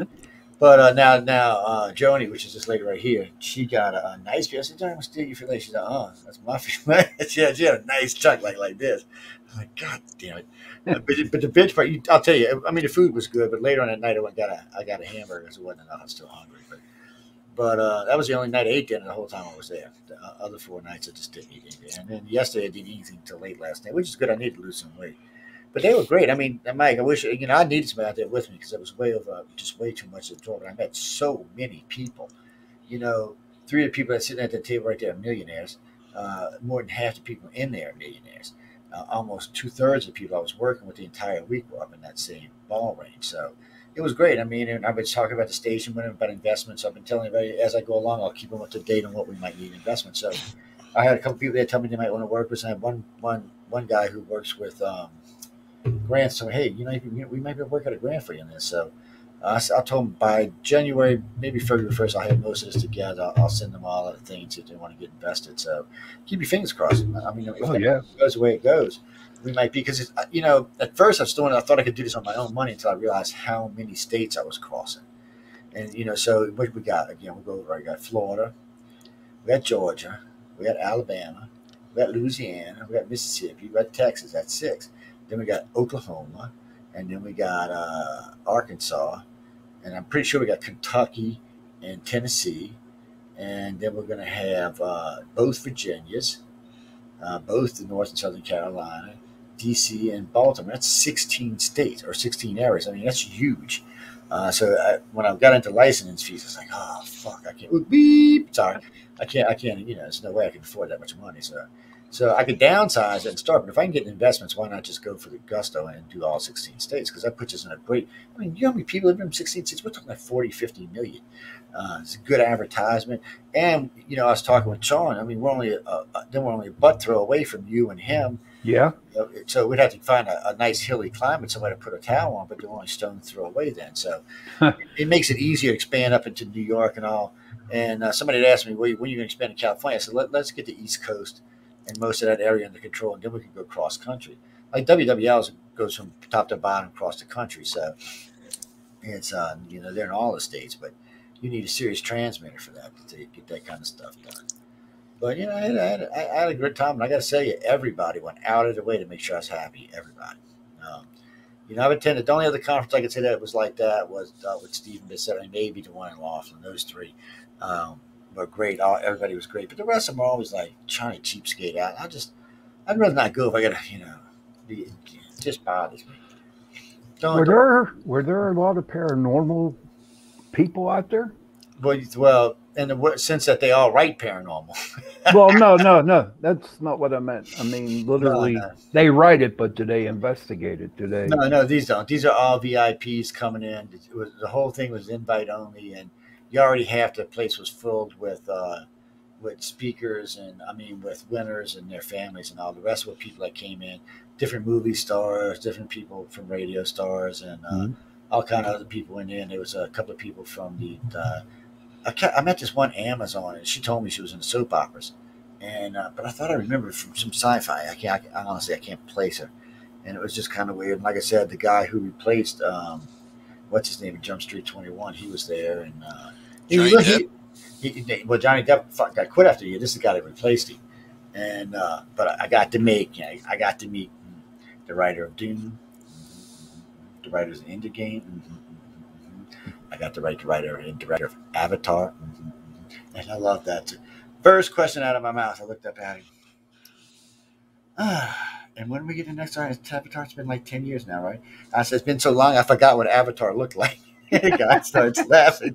I'm like, no, dude, it's nothing funny. I'm serious. It's like, he said, well, we were pretty sure it was going to make it out this year, but not now because COVID has put the end to that. And, I get so tired of hearing COVID this, COVID that. COVID Me too. this. Me too. I'm tired of it. I'm just like, hold on, let me take this. It's just such a effed up thing. And come on, stop it. So, Michael, what are you going to be doing for Halloween? Sitting right on my ass, exactly where I am. Now, doing a show with Joe. No investigations? Y'all, nah, man. I'm hurting right now. I just fell down the stairs last night. I was serious about that. like the light didn't go on, and I misjudged a step and went right out on the concrete, man. Like boom. You know what? You say that a couple of weeks ago, I was going down my stairs. It was dark, and I had my damn glasses. I can't have my reading glasses on when I'm walking. And I did the same thing. Missed a step, busted my ass, landed on my mouth. I got a big old bruise on my fucking head. Ooh, damn, with the F's tonight. Falling down sucks. I mean, I got up, but damn. So my knees like messed up and whatever. But for Halloween, I don't do anything anymore. Plus, there's all this COVID crap. I'd rather be on the air having some fun. Buy my own candy. I would like to go out on All Hallows Eve to dungeon. They put on a wild party. You know what? COVID made it not fun anymore. If it's COVID in the back of your mind, it just takes the fun out of it. For me, it does. It does. Well, that's one thing I was worried about here. I mean, you can see the size of the audience we're into. The limousines were packed. There was people all the time who were all around. Everybody, for the most part, everybody was wearing a mask. I had just taken mine off because I had just drank some Coke. But for the most part, everybody was wearing a mask. The best part is everybody who attended had a shot. Everybody. Mm-hmm. So that's a plus. But still, it's still. There's a lot of breakthrough infections, man. But it's not even that. But even that. But it's still Russian roulette. But everybody's good and healthy. Nobody seemed to be sick, but you never know. But we were all there 5 and 6 days. So if anybody would have had any, it would have showed while they were there because they had been there for 6 days. So now if they picked it up from somebody while they were there, now they're trying to push through this pill. They're trying to push this pill through Congress, and supposedly, if you get COVID and you're in the hospital and you take the pill makes it where you don't die or have any extreme symptoms. So that's positive, man. I mean, I think all these moves in that direction need to happen. So this way people don't have to get vaccinated after a while. But I mean, if it works, they need to do something. If it works, right? I mean, you don't know. You don't know until you know. But I'll tell you one thing about COVID. This version that's going around now is infecting a lot of people, and you're getting whole households. Whereas before, it wasn't like that. Before, there'd be one person exposed. No, before there'd be like one person exposed, and But not here. Wasn't like that. One person got exposed, the whole household got exposed. That's how. Well, now that's what it is now. Like boom, and it's almost shocking to hear that. Like 3 days later, bang, they all test positive. But yet, its death toll is far less than the original. What is it? Yes. It's 99. It's only 1%. We're losing about 15 to 1800 a day in America. That's a lot. Yeah, so that's less than 1%. I mean, it's just, Tell that like to those families, man. That's about. But Mike, the point is, we lose that every day. That's like coal and power. Well, I mean, that's on top of what we already lose. How's that? No. But that's not true. That's cheating because they said Colin Powell died from COVID, and he didn't. He died from stage 4 cancer. Well, he So, died at from least- from complications from COVID. I mean, He died from you know. stage 4 cancer. That's what he died from. The man Well, was yeah, he had on his way cancer to die. too. He had No, he had he was stage 4. immunocompromised, but the fact of the matter is he had COVID. You can't lie about it. It don't matter if he had COVID. COVID is not what killed him. The stage 4 cancer is what killed him. If he wouldn't have had stage 4 cancer, he would have survived COVID. That's the bottom line. So in the end, it didn't kill him. Stage 4 cancer. Maybe he was elderly and he had other And problems. it's easier. And it's easier to prove this point when you're supposed to have 687,000. I'm not. You know what, dude? I don't politicize COVID. I don't take a stance. There is no stance. There's only data, and you go by the data. And anybody who takes a stance that's the problem. Most is of doing data it for the wrong reason. Is doing it for the wrong reason. But that's the point. The virus is very real. The data is the virus is very real. It's out there killing people. It doesn't matter if it's 1 or 1,000, man. No, it always matters if it's 1 because the flu only kills 1.2%. It matters more that we get rid of it. You're not getting rid of it. It's never going away. It's going to be just like emphysema. It's here for good. All you can do is do. I think it's going to keep changing up, and eventually it's going to become inert. Yeah, they said that about the flu too, and here it is 100 years later. Everything has a half-life. I mean, everything has. I mean, obviously emphysema doesn't. It's still going after 100 years. Yeah, but it's not. It's not laying people to waste like Ebola. What do you mean? It kills 1.2% of the population a year, the same as that this does. It's now exactly the same as the flu. They were talking about that on the news yesterday. You mean emphysema from people smoking cigarettes? No, I'm talking emphysema. The other one, the flu. They call it. Oh, influenza. Yeah, that's what I'm saying. It kills 1.2% of the population anyway. So now you're at a position where your flu is killing just as many people as COVID. So why are we freaking out again? The flu kills about 35 to 70,000 people a year, depending. That's just known. Yeah, and COVID's killed 718,000. No. The first COVID killed 600-something thousand. It's gone. We're talking about Delta, and it's not killing the same as the first. Now you have Delta Plus, which is more infectious, they say. But it's still not killing as many people. That's the problem. You're having a hard time selling this to America when less and less and less and less people are dying. It's just how it is. Yeah. That's the horror story, people, is COVID. Then apparently everybody's a sucker ass, and they're all jumping through hoops. But not really. More than half America don't want it. I see people get it every day. I see people die every day. So, I mean, it's becoming it's very common. And unfortunately, the residual effects is it pushes back hospital schedules. The staffing is loose now. Nurses are leaving. A lot of that's not true. No, Mike. Listen, my brother works at a hospital. I know several people do that. A lot of that's and there is empty beds on the COVID floor. Where? In Pittsburgh. Is that new? Oh yeah, Pittsburgh. But let's talk about Newark. Talk about how places on Long Island or even around here. So I just see the numbers every day. I see the numbers of the ICU and what's available. It's getting lower and lower. I don't trust the numbers, Michael. I don't. But it's more about you know what it is. It's more about the flow. Even if I'm not saying people coming in to take up beds, I'm more saying people coming in and taking up time. And it pushes everything back. It pushes back other surgeries. Just local in Binghamton, they banned visitations again at a couple of hospitals. So it's getting to that point. We're not even in winter yet up here in the north, so that's going to be a whole nother thing. But I'm just sitting back watching it like everybody else. I know I'm in the front lines, so I know what goes on. A lot of people are fine. That's what I was trying to tell you, Mike. I know 5 of y'all that do what you do, and all of them give me different things every day. So all I'm telling you is, and those are 5 different people that do 5 different things in 5 different areas. All they do is try. You know what I mean? Now I'll tell you this: I have several friends that are nurses and doctors, and they're telling me in New Orleans the hospitals are not full. Yeah, they're not full up there. They're even doing elective surgeries down here. They're doing it all along the south. So when I listen to the news, I hear this. When I come down here, I hear this. It's not the same. Somebody's lying. It's just not the same shit, and it gets old after a while because a couple of my friends. I have really good friends. Like my client, one of my clients right now he's a radiologist, one of the biggest hospitals around here. He's a guy I'm rebuilding his prop. He's the same thing. No, we get lots of open beds. I don't know what this shit's about. Yeah, it's about money is what it's about now. It's not as much about because I seen what the CDC said about the Delta virus as far as killing people. And they said its death toll is much, much, much lower than the original COVID is. I don't want to It live is in more contagious though by far, but it's not killing yeah. as many I don't people. want to live in fear all my life over this damn COVID. If I die, I die. So what? Then I I'll don't know what die, it's like being a ghost. You know what I But mean? see, I'm just worried now that I hear this shit coming out of Europe about the Moderna and Pfizer shots are starting to compromise people's immune systems. I don't want to have to be dealing with that. You know what? What? So now that you took it, now all of a sudden you're gonna be, everything's gonna be contagious to everything. You should send me that information. I have never heard that in my Yeah, life. actually, I just found out about it today. To be totally honest with you, As long as I it's just a legitimate news source. BBC.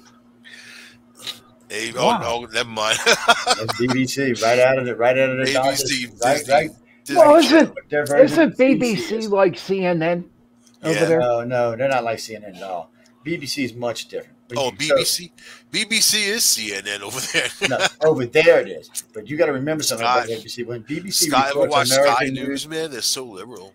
yeah, when you watch BBC, especially when you talk about our country or other countries, they're right on the money every time.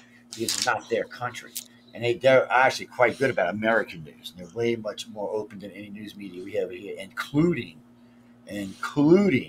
Fox. They're just better at it. You know it's all BS anyway. It's all just a story that they tell to sell freaking papers. Isn't that what it is? A lot story. of it is, yeah. A lot of it is about stories. God, It's more important to understand that I have garlic dill pickles on the way right now being delivered to the house. That's America, buddy. If you want to know what America is, that's America. And every time I think the ease and convenience and the cool stuff that we have, I think that, yeah, sure, there's always going to be people on both sides saying all kinds of stuff. No one's ever going to agree on anything ever, not ever. So they don't have to, because we're all on our own mission, right? That's the reality, man. As long as we don't let people step on our toes, government, corporations, and they do, that's when people need to wake up, and they won't, because people are looking at each other as the villain. That people aren't the villain. There's a whole different villain out there. yeah. No, I asked somebody yesterday. I called somebody from CDC about how many people have been had shots for a while, and he's like, "Wow." I said, "Well, I'm just curious. I mean, if y'all talking about COVID and all." I said, if we're over like 300 or 400 million, shouldn't we already be to the point of shutdown? He's like, well, probably. I said, well, how many we're at? 503 million. So we're over the spot. We're well over it. So you got to wonder what the fuck's going on now, because we're well past where it should be way more under control. How about those thousands of immigrants coming now, illegal immigrants, whatever you want to call them, coming from the border, and they're not going to come in with masks. They're not going to get vaccinated. Yeah, they're estimating 30% of them have COVID. One of the doctors I go see, I was over there one day getting prescriptions refilled, right? I was sitting inside. While I was there was a line of Hispanics down the side of the building, all the way around the end and all the way to the back. There must have been 200-300 there. So I was talking to the security officer. Why are you giving tests? She said, because we're so busy, I have to. She said they're doing 2,000 illegals a day. Wow. And she said about 30% of them are testing positive with the Delta variant, by the way. And thank God it ain't the other one. But now Louisiana's got its own variant. Started somewhere in northern Louisiana. So a lot of places do. Utah, northern Nevada, you find little enclaves that are tight communities and not a lot of coming and going, and they'll have their own variant. It's bound to happen. Yeah, that's going to happen. But I listened to the guy from the WHO the other day saying that he's beginning to think this was a created virus because it's splitting too fast. Pete Townsend doesn't know shit, man. You know what I mean? He wasn't a great guitar player either. Whatever. Yeah, they got to. I was watching the movie the other day. I was like, these guys aren't so great. You know what? They were great for a time, weren't they? There was like a zone when they were really great, and then it changed. I think it got into the 80s. Ugh. So every time I listen to the Who talk, I think of Pete Townsend. Poor Pete. Let's see. So I see most of the South is back under control. Florida's still a little high. New Mexico's bad. Colorado's bad. California, Oregon, Washington, New York. Man, all the liberal states are fucked. Look at that. Damn. See, they were bitching about the southern states. Now they all burning like a mother humper. Well, that's what happens when you talk smack. It comes to get you. Yeah, that's not the only thing. There's other stuff going around too that's pretty bad. So it's kind of like, I don't know. It's almost like a perfect storm, really. So in the United States, okay, now see, now I know there's some BS going on. So in the United States, 243 million by Pfizer, Moderna 154, so that's 393 million. There's not even that people live here. About 50% of people in the U.S. are vaccinated. And then About 15 million from the Johnson, and then something not identified, 430,000. I don't know what the hell that could mean. You might have one state that's got 60%. You'll have another that's got 40. I mean, it all balances out. California got a lot of work. Florida's way up in the hot shot thing. Now look at them. They're at total doses administered in California, 28,141. That's more people than they have living in the state. Really? No, they got like almost 40. Had almost 40 million, 38 million. No, not Florida. Florida's only got like 26. No, 26 California. Oh no, California was at 38 million. Now they're going down. Yeah, people are their administered doses. They're at 53,283,000. So because they got 2 doses, I guess that's why the number. They're all running for Texas, man. Yeah, they're running for Austin. That's the only place they're going in Texas. Would any of you guys run for Texas? I would run for Texas. That's a great state, man. How come you're not there? No, because I live in a better state. Exactly. Texas is a great state. Texas, actually, compared to New York and California, it's a way better state. Because one, it's got the same thing they all got, but it's a much safer state. Not they get the worst weather by far. Oh no, indeed not. No, indeed not. That's not even close to true, man. The Northeast is controllable. You'll have your ice storms. You'll have that type of thing. Oh, but Texas, we don't have like tornadoes, man. And you know what I mean? You see the tornadoes in Nebraska, Missouri, Oklahoma, places like that, Colorado. The heartland is where you see the most. Texas Twister. That's where it came from. No, Texas, you see them when there's hurricanes. Oh, I didn't know that. Yeah, you don't know that. So, and you know what? There's not many other places in the world that even get tornadoes but the United States. It's kind of a weird phenomenon. It's not like it's a worldwide sweeps every area, gets some fun tornadoes. It really has to do with how the country's laid out, where the jet stream happens. I don't like that fact they put mustard and ketchup on the burgers, man. That's a deal breaker for me in any kind of place. And then you have to explicitly tell them no mustard. Oh man, that stands out. So we don't eat yellow mustard in the South. We only eat bold mustard down here. What kind do you eat down there? We only eat the bold mustard, the brown mustard. The brown mustard, that's good stuff. I love mustard. I love German mustard. I mean, there's all kinds of mustard, but just not on a hamburger with ketchup. Dude, ketchup. I never put ketchup on anything, but occasionally on a fry. The best burger was at this place called the Santa Fe Bite when I was out there last year. It was a cheeseburger with green chilies on it, man.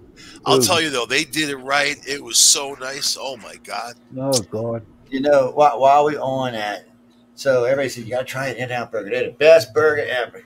Always number one on the list. I tried in Utah. The line was too long. I couldn't do it. Well, I stopped. I was in Cali. I said, all right, I'm going to try one. I got it. I threw half of it in the garbage. That bad?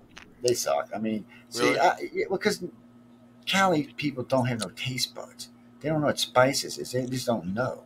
Most of the people in New York don't eat. Don't take offense, but y'all really don't have no taste buds either up there. That's why we have the best food on the planet. No, not even close. New York City. New York City's got the best food on the planet. That's why we got if you can't find it there, you ain't gonna find it anywhere. Oh yeah. You ain't gonna find none of what we eat up there. Because they don't have it. Matter of fact, the number one chef in New York is who? And where's he from? In New Orleans. Matter of fact, the top 2 chefs. That's why he's in New York. No, he owns restaurants down here too, and in Cali, by the way. And but he's in New York, cashing in, man. And he's going to go everywhere, cashing in. I think he's got one in Paris now too.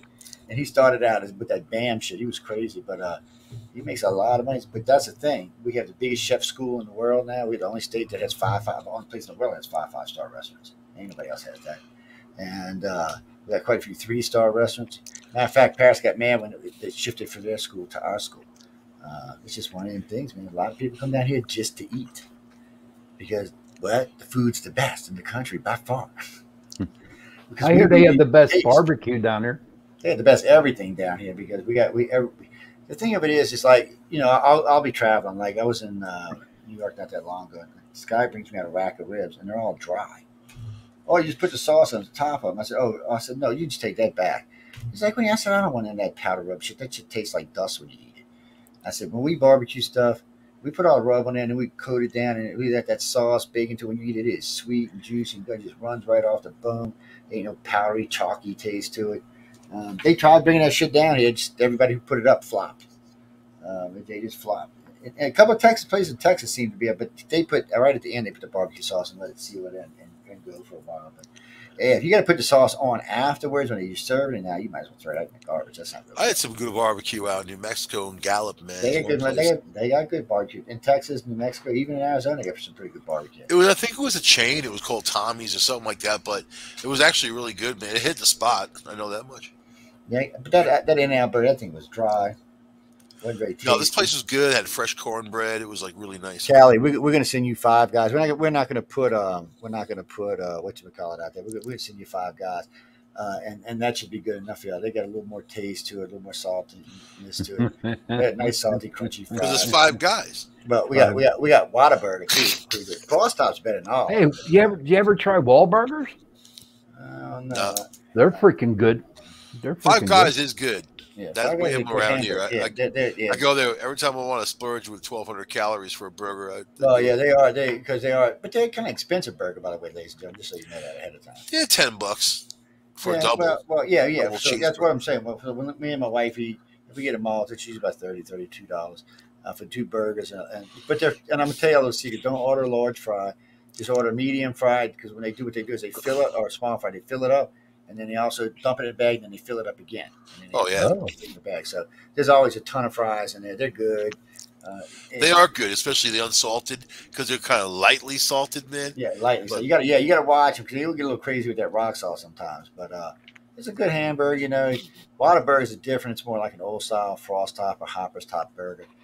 Even though frost top's a little bit better than Whataburger, people will die for Whataburger down here.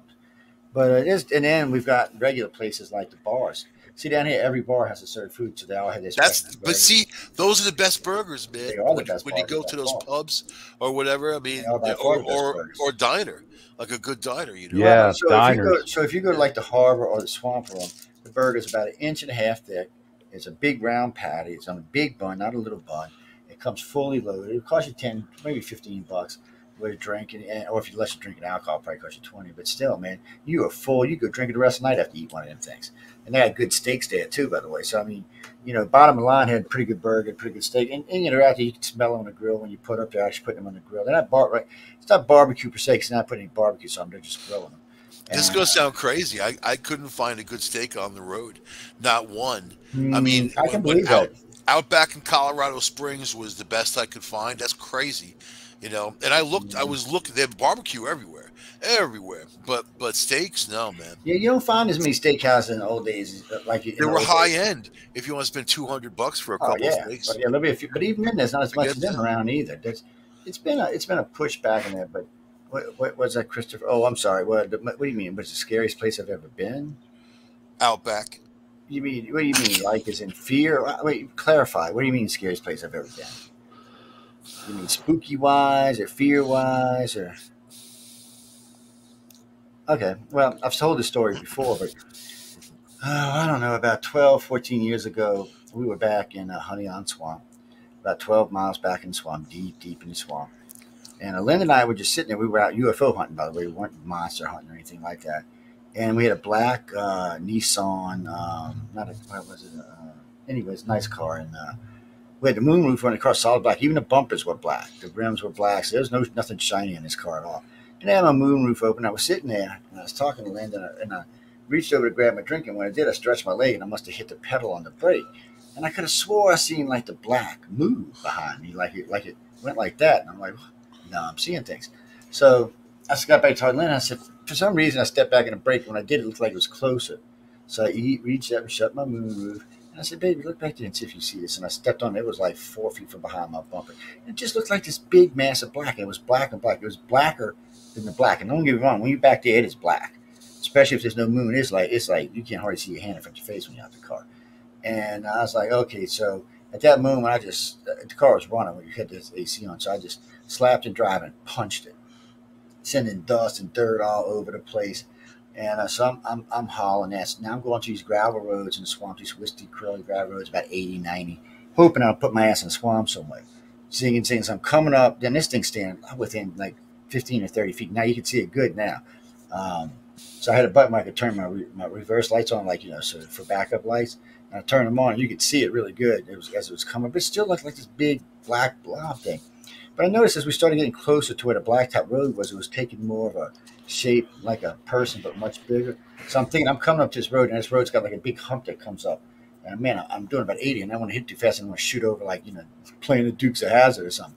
So I cut the car sideways and just slid up the hill till I got the car, and the car just kind of plopped up and then popped down on a blacktop. But right as it did, I reached out the window with what I had, the 380, and pop, pop, pop, and it stopped.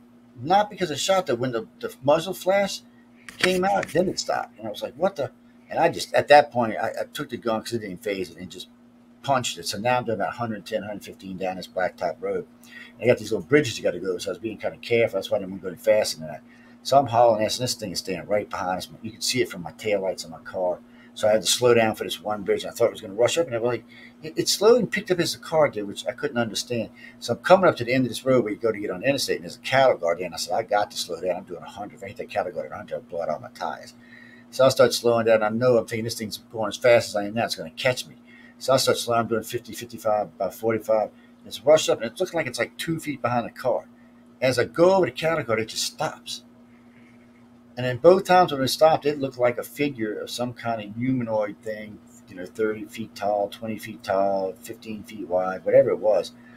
But the point, even that, it was just this unreal fear.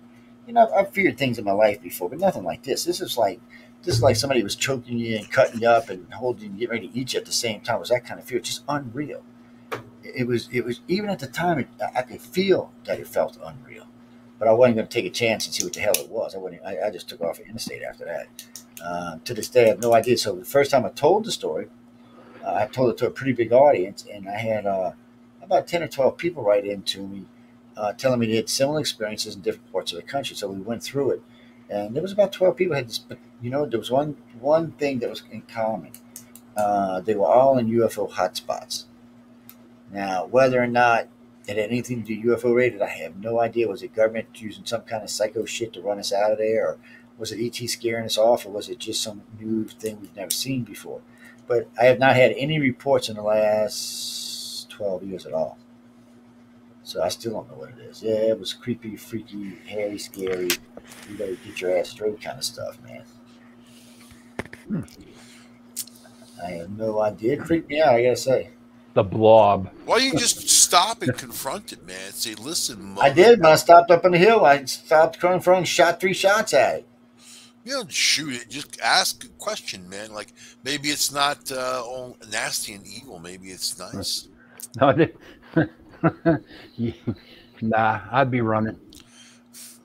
It was one of You gotta be able to sit down and talk. That's what the whole I don't think communication bit's about. I don't think it had much to Mike, So would you shoot Mike. a Sasquatch? Mike, yeah, shoot a Sasquatch. Mike, would you sit down and talk to it?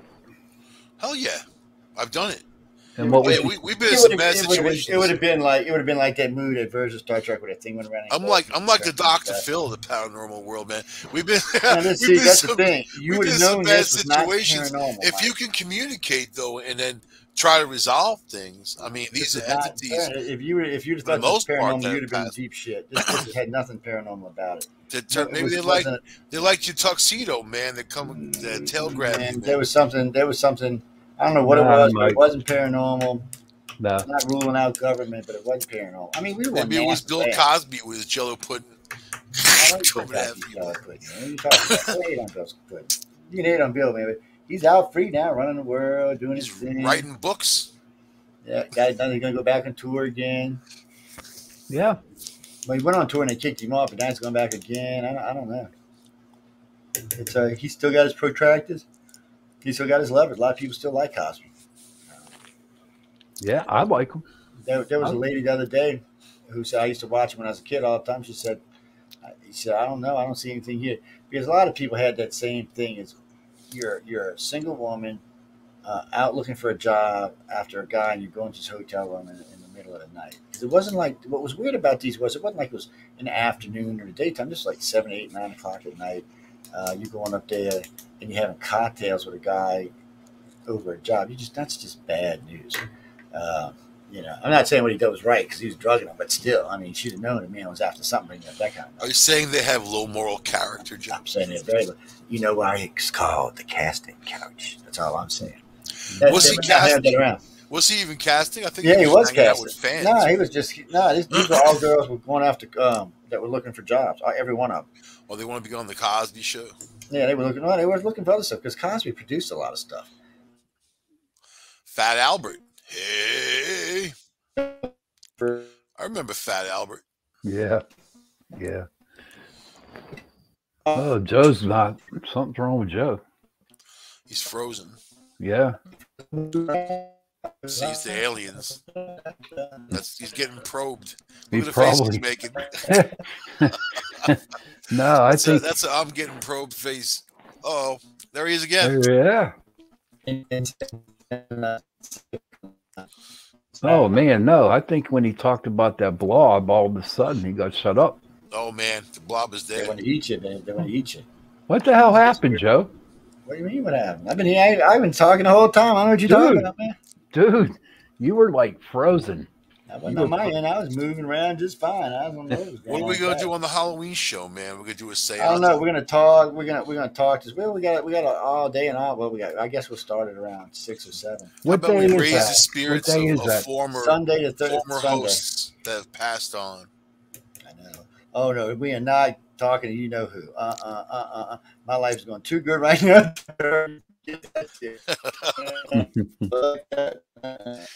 If she comes through, she comes through, man. You see, he's frozen again. Yeah, he is. You're not frozen. I can see you perfect. Yeah, I know. And I see you. Aliens.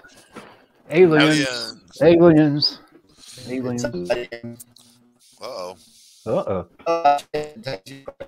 I tell you what, Mike, we did a show one time, and it was about government conspiracies. I forget what it was.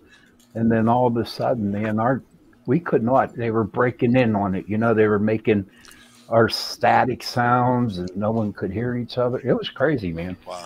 Yeah, I mean, you get mocked a lot in your investigations. We used to get mocked a lot. If I said something a certain way, I would hear it back as an EVP, but like in a different way. You know what I mean? Right. No, nothing mocked. Nothing mocked at all. No. No, in fact, his dog's going off.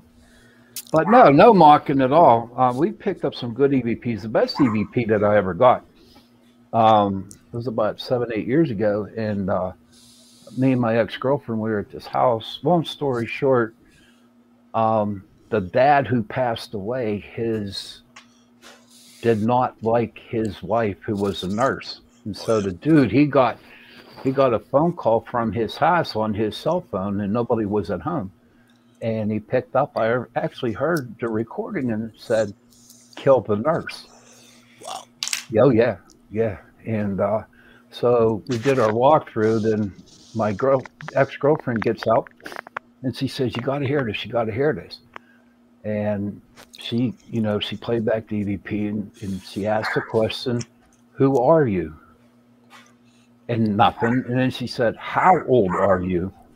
And it said 93. Ooh. So we played it for our client, and he just busted out in tears, dude. Wow. Yeah, he said, "That's my father." Oh. Who did not like his wife. And he's the one that sent that EVP. Makes sense. It's interesting that they hold on to such things, though, isn't it? There's this place. You're in Pittsburgh, right? Mm-hmm. So you're not far from where I am. I'm like, you know where Rochester is? What? Yes, I do. I bowled up there in a tournament up there one time. Yeah. A town called Geneva. It's right on the lake, you know. Yeah. And that's where I am right now. I was in Ithaca, but it's like half an hour from Ithaca. Anyway, south of Corning, there's this old church that they call the Church of the Damned, and we know the guy who owns it, and we know people have gone in there and had like crazy experiences, where like the people in there were channeled into attacking the one guy. And like they were saying, "I'm going to rip you apart. I'm going to kill you." Then they went outside. They had to ground themselves to calm down. Wow. And then they're taking pictures around, and you see this woman wearing kind of like a cloak, a black shadow figure, you know, but like right outside the church. Right. And like my feeling about the place, like I don't think it was a place where like they did bad things in the church. I think it was after they closed the church, people went in there and did bad things, Okay. rituals, things like that. So there's some stuff going on there. I would love to check it out. What will they let you in? Will they let Oh you yeah, in? we know the guy who owns it. He lives next door. Okay. But Awesome, man. that's probably about the same distance from you it is from me. Almost. I mean, Yeah. it's about an hour and a half from me. You know what? Maybe almost 2 hours. Let's keep in touch contact. Yeah. I'd like we could we'll investigate it, dude. You know what I mean? I'd like to. It's about an hour south of Corning, so it's pretty far into PA. Right. Yeah, yeah, man. Mm-hmm. But I'm dying to go there. I really am. I mean, I've seen those pictures, and I'm like, wow. You know, What's the that's name really, of the place again? they just call it the Church of the Damned. You know, Church of the Dam. it's kind of a coal miney area. They had gravel pits there. They did a lot of digging at one time back in the day. Mm-hmm. So it's just a podunk town now. There's nothing there. Right. But we just happen to know the guy, and he's cool about letting people in there, you know, to do investigations. Oh, sweet. Church of the Dam. I'm gonna have to check that out. Oh yeah. And then maybe my team will come up with you, and we can investigate. We that'd be looking cool, for man. something where to go next year. Oh, there's so many places. It depends on what you want. Right. Really. Oh, anywhere, dude. Anywhere. Yeah. Anywhere. Pittsburgh's famous, man. That's where zombies were born. The whole zombie legend, you know. Yeah. Yeah, man. So there's a lot of people who live there that's really into the whole sci-fi thing and you know, science fiction and all that type of stuff. Right. So I would tell you a weird. It's not a haunted story, but it's a creepy story. Hey, hold on a second. Okay. Did he get probed again? Yeah. No, you got probed. I was about to tell my silly story. He went to get his food, I think. Oh, that's what he heard. Yeah. Yeah. But I had to go get a drink. I was dying. yeah, I'm freezing. We thought you were being probed, dude. Yeah. I don't know why his computer would be freezing. It's weird. Yeah, I don't know. Check into it. There's nothing on it that should make it freeze, but that doesn't mean it won't. So I'll tell you what, it's good to have you back, brother. Oh, I'm back. I'm glad to be back. Somebody asked, somebody said, well, you get somebody offer you a job, you'll stay, right? I'm like, no. I said, one, my wife don't ever want to live in California. And I said, Right. It's not that I hate California. There's places I could live in Cali. LA is not one of them. I'm sorry. Right. He said, what's Hollywood? I said, no. It doesn't mean shit to me. The alarm's going off. Ghost must have been seen. My bedroom door keeps opening and closing by itself. It's freaking out the dogs. Is it? It's all about, we got one of those hangers, it's like these 4-rack hangers in the back there, hang clothes and stuff. So when I came home last night, I hung a bunch of shirts on it. So it's been, if you touch it or if the wind hits it from the air conditioner, it starts moving forward. The weight just helps it go by. And the way it's set, it automatically opens back up by itself. So they're like, what the hell? I said, no, it's the way it is. It's just the way it is. I don't know. Who knows for sure? Look at all these pretty glasses and stuff. But I had a good time, and there's a lot of weird shit going on there. But so Linda's telling me why I'm out there. They had 2 major UFO sightings. Did they? I haven't had a chance to look yet. I'm telling you what, we were up in Gettysburg a couple of weeks ago, and I'm going to see if I can get Jason to put it on the show, and I want you to look at it. Honest to God, I think he caught a UFO. Honest to God. It wasn't a bird, and it wasn't a plane, and it wasn't a drone. This thing was up and down, and it was black. It could have been. There's a lot of weird stuff going on around the country. And for some reason, since everybody seems to be aggravated, it even seems to be more things around the country. Right. Somebody wrote and Trish, our new co-host and all. Oh, yeah. What about her? How's she doing? She's doing really good. She's a big asset to the group. And by the way, everybody, my name is Sean Kelly, and I'm on Tuesday nights 9 to 11 on Chasing Prophecy with Jenny Nicasio, Jason Ian-Petro, and Trisha Moe. Who's this Jenny person? I've never heard of her before. Never heard of her. Then I got my own show right after that. It's called Into the Night with Sean Into the Night. Kelly. Yes, Into the Night. Yeah, I was going, oh, shit, did I remind Jenny she had to help Sean or not? I couldn't remember. Yeah, she did. Yeah, I figured she would. I just couldn't remember I told her or not. Because I had talked with Michelle DeRoche about helping Michael out. Mm-hmm. because I knew Michael was didn't know how to work any of this stuff. I mean, it's not real hard, but without somebody showing you, it's kind of rough to learn in 2 minutes where you got to go on the air. You know, Right. it's Right. oh shit, we got to get off here in a second. I didn't realize that. I got to go put on. Well, they know how to do it now, don't they? Yeah, You're maybe gonna I have gotta to go. show me. I trust Oh, you with we'll, me. we'll take some time, and Yeah. I don't have any plans on going anywhere. And see, your show's late enough that usually me running late's not going to hurt you. Right. It was mainly for this trip, and for the earlier shows that I might, if I'm running late, they can put themselves on. Right. But now once COVID and I was going, I travel. I usually travel a lot doing it. I usually do a lot of lectures, and or a lot of speaks. And not always lectures. Sometimes they're more like Q&As. So I'll come in and I'll talk about a particular subject for 20 minutes or so, and get in some deep stuff. Hello, Angel. Hello, Angel Rocker. And that was Lori Potfin. Hey, Lori. But sometimes I'll come in and I'll go on a lecture. I'll do like 20 or 30 minutes, and I'll open up for Q&A. And then I might move into a subject and talk for a little while, then open up for some more Q&A. Now, what I did for those kids out in I did for the lecture at Writers of the Future, that was a whole different thing. I gave them a hardcore lesson on how to do social media. I gave them a hardcore lesson on how to deal with the press. But we got to go ahead and realize it's 7 o'clock because we got to go let. It's been so long. The Horsefly Chronicles on with Julia and Sarah. Julia is still Syracuse. It took me a minute there, man, being gone. We could have forgot everybody. By the way, whoever's archives are not up, I'm going to put archives up over the next 2 days. So a lot of y'all going to have dual archives throughout the week. Mike's going to have quadruplet archives throughout the week. But so the girls from out around. So I got a lot of archives put up. Unfortunately, I've got 25 other ones from the thing, plus this one from the night. So I'll probably start with Tuesdays nights and get them up, and then that way on tomorrow night, if I do Wednesday night while y'all are on it, so on and so forth until we get everybody caught up. I still got a lot of spaced out radios and catch up and stuff. So, and unfortunately, right now I'm going to be working at least 8 to 6, maybe 5. I'm lucky. Gotta play catch up, man. We're busy all over the place. With no mustard. Somebody goes, well, how do you know if you love you? I said, well, I can tell you people in Los Angeles love you. They were great. They took me like I was family. And he said, well, when you get home, so I was hoping nobody would call me. I wasn't out of bed in an hour. This morning I already had 6 phone calls. By this afternoon, I've already had 12 of my customers call me. So you're back? I love it, too. It's like, are you back? Are you back? Are you back? Yeah, I'm back. Are you sure you're back? I said, I'm back. Are you leaving again? I'm not leaving again. I'm sorry, people. I said this was scheduled 6 months ago. I had to go. Fortunately for me. I wouldn't have missed it for the world. It was just a fabulous experience. It was a great thing. You need a breather, man. You need a break. You know what I mean? I did. And you do a lot of good work during the year. You deserve it, Yeah. So and I got to do some good stuff. It was some were younger. It really didn't matter if they were younger or older. These were all new authors, and authors tend to be inverted and stuff, inverts, and not all of them, but a lot of them. A lot of. They're all just meat puppets, man. All of us, everybody. But, there were some great stories like the. Nobody gets out of here alive. Everybody's the same. Barbara did a story about, she called it the Sixers, about these people that were telepathic that would go out and track people down and stuff. Sounded interesting. There was quite a few interesting those. But they give you 12. They give 12 stories, and each one, so it's 24 stories, right? It's book 36 and book 37. So a lot of good stories, a lot of good artwork. And I didn't realize they did this. So they take the story and they get one of the illustrators that want to do the book cover for one of the books. So it's interesting how that works out. It's kind of helps put together. And then somebody shows them all the legal aspects and documents they should be using inside.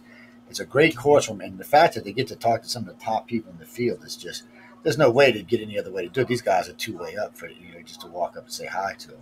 They're gonna be like, get away from me, kid. Leave your paper over there. That's a bad attitude, man. No, it's not. That's why they do this. They do Writers of the Future, so they spend 7 days with these people, teaching them how to write, how to read, how to that's do artwork. So that's what they do. So when they're at like DragonCon and all, they're busy. They're there for another reason. They're working to sell their stuff, and I understand that. You got to do your stuff to stay in business. And when they're doing author signings, we talked a lot about author signings and signings and stuff like that. But I know it's 3 after. So let me get. So I don't know if feeling we've already started. Nice to see y'all guys. Great to be back. Thanks for having me on. I missed talking to everybody last week. I was like, man. I kept thinking of name, like, well, I'm missing something. Then I realized I hadn't been talking to any host all week, I was like, it just doesn't feel right. And I was going to panic. I did catch Thursday night. I was getting ready to go back out to do another interview, and I had the computer up, and I happened to see Outer Realm was on, and they were by themselves. So I popped in for the last 20 minutes or so and chatted with them.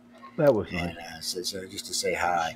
But I was going to hit Michael, but Michael's on at 7. Matter of fact, I was getting ready to hit Michael, and then I had 6 people come in and do an interview because I was listening to you on. Was it Red Pill? No, it was Red Pill. Thursday's a Red Pill, right? Red Pill's taking off like crazy, man. You Yeah, see the numbers? Oh my yeah, god! they've been doing great. I just had to remember which one I was listening to. And somebody said, "Well, who's that?" That's one of our hosts. It's Michael Angley. I said he's doing the Red Pill News right now. I said, but I'm not going to get to listen to him because I got to do y'all. So I flipped him over and flipped him on. But anyway, guys, y'all go have a great night. It's a Michael, fun rant. You too, brother. Yeah, Michael, nice seeing you again, buddy. You too, man. Hey, we got to do some ghost hunts, man. We'll do it. Yeah, y'all went there to Kelly's. That's right. It's Gettysburg and Gettysburg. I keep forgetting it's two. Gettys. Waverly's not far from you, right? Waverly's not at all. It's great. Big place. People love to go there, apparently. Yep. But y'all stay out of trouble. Let me see my gorgeous face one more time. I'll see you, Joe. Good night. That'll be good. Woo! Good night, everybody, and stay tuned for the Horsefly Chronicles. Good night. Damn, I gotta get back in.